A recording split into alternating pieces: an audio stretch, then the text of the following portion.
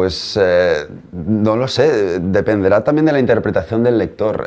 Mi intención es contar actualidades. Yo estoy muy pegado a la actualidad, no hago ficción.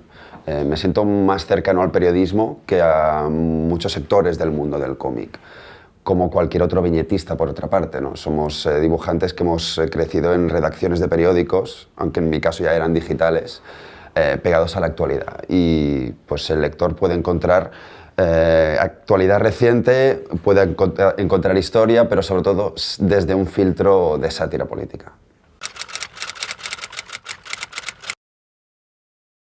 Pues ya te digo, empezando con el formato más sintético de viñeta clásica de periódico y cuando empezó a crecer un poco, sobre todo cuando ya pasé al sector editorial, ¿no? a refugiarme un poco en los libros, porque profesionalmente la prensa es muy complicada ahora mismo. Intenté adaptar este formato y alargarlo hasta llenar un libro,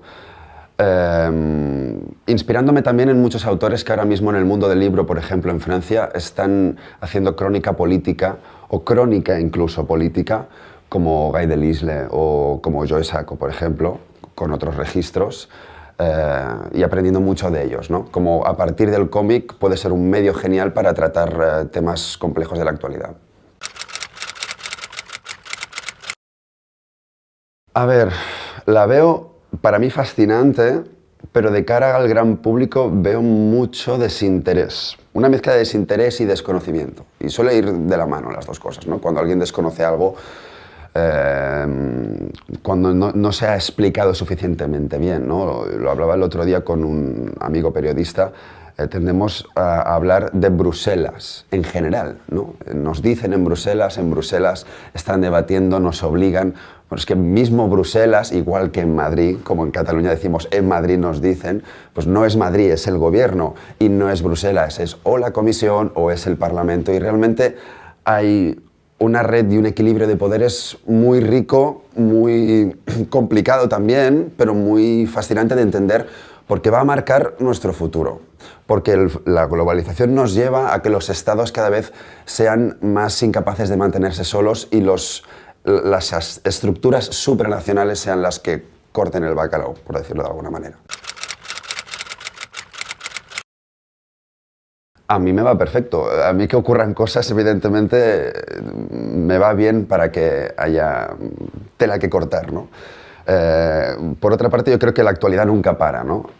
Y a mí, por ejemplo, me decían, bueno, tú como autor que has crecido con la crisis, ¿no? Cuando se acabe la crisis te quedarás sin tema.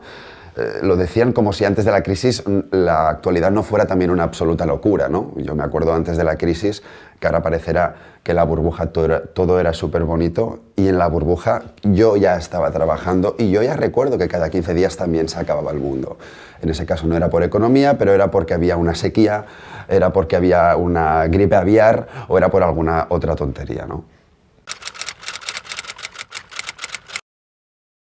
Internet ha permitido que cualquiera con un poco de creatividad y sin contactos pueda hacer viñetas de actualidad y colgarlas en su blog, o en su Twitter, o en su Facebook. Y de hecho hemos visto muchos ejemplos de editoriales fichando a gente que venía de trabajar en su casa, ¿no? Y no venía de ningún periódico. Al final con la viñeta o con el cómic ha ocurrido como con la fotografía o como con la música, ¿no? Ha desprofesionalizado el sector Internet porque ha permitido que cualquier amateur pueda presentar su talento en igualdad de condiciones que gente más profesional, pero también ha hecho mucho más difícil vivir de eso, ¿no? Porque uno puede, por ejemplo, como en mi caso, hacer vídeos de animación de actualidad, pero en sí mismas no son una fuente de ingresos. En mi caso son una fuente de promoción para un libro. O sea que en ese sentido, aunque pueda parecer que el papel va a desaparecer, a mí es lo que me da de comer y lo que permite que continúe trabajando, el libro. Contrapartida no más que cualquier otro usuario, es decir,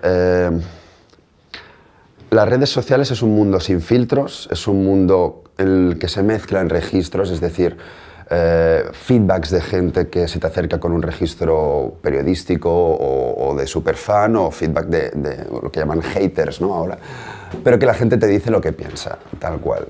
Yo en mi caso, como tampoco estoy colgando material constantemente, no lo vivo tan intensamente, pero las redes sociales sí que es, podemos decir, la dictadura del usuario. Es decir, ellos comparten lo que quieren compartir, no lo que tú quieras que compartan, ¿no?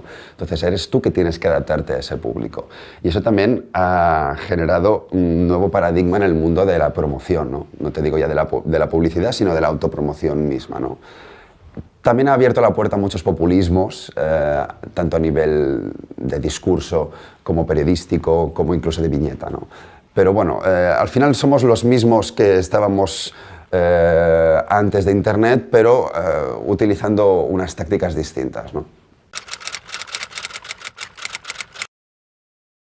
Uf, lo dices como si fuera algo que os espera. Bueno, puede ser, ¿eh? En mi caso, a ver, yo he estado los últimos 3 años haciendo un libro por año.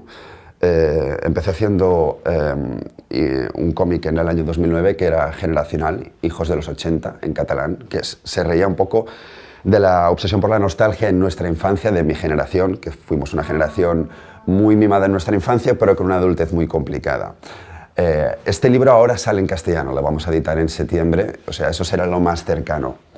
Pero después de ese primer cómic que hice en 2009, que ahora se edita por primera vez en castellano, fue cuando hice esta tirada rápida de Españistán, Simiocracia y Europesadilla. Y siento ahora que me toca reservarme un poco y formarme, porque cada vez también me exijo más y creo que la actualidad y el tema que toco, que en este caso me voy enfocando a actualidad europea, exige una buena formación, una buena búsqueda y calma. Y también dejar descansar un poco el tema de la economía y sobre todo de la recesión, porque me da la sensación que ahora la gente tiene cada vez más muchas ganas de evadirse, de ir a ver 8 apellidos vascos, de comprar libros bonitos que cuenten historias bonitas y no preocuparse por la actualidad. De hecho, cada vez me encuentro más gente que dice que no mira las noticias.